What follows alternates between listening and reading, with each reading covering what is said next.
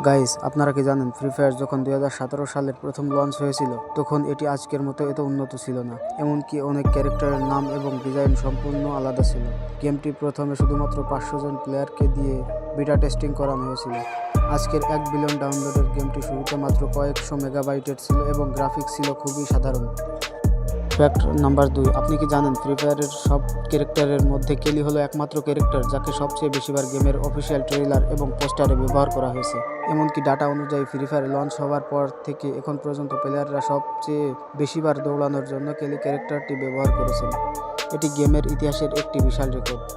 Fact number 3, free ফায়ারের পুরনো প্লেয়ারদের মধ্যে একটি ভূত এবং কিছুটা রহস্যময় ফ্যাক্ট খুবই জনপ্রিয়।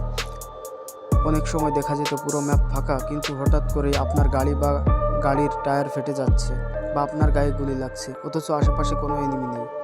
অনেকে এটাকে গেমের গোস্ট প্লেয়ার বা ভুতুরে প্লেয়ার বলতো, কিন্তু আসল ফ্যাক্ট হলো এটি গুরুতর একটি গ্লিচ ছিল।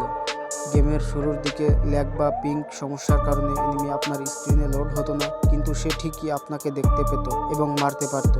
এই অদৃশ্য আততায়ী ফ্যাক্ট এখনও পর্যন্ত প্লেয়ারদের কাছে একটি রহস্যময় স্মৃতি।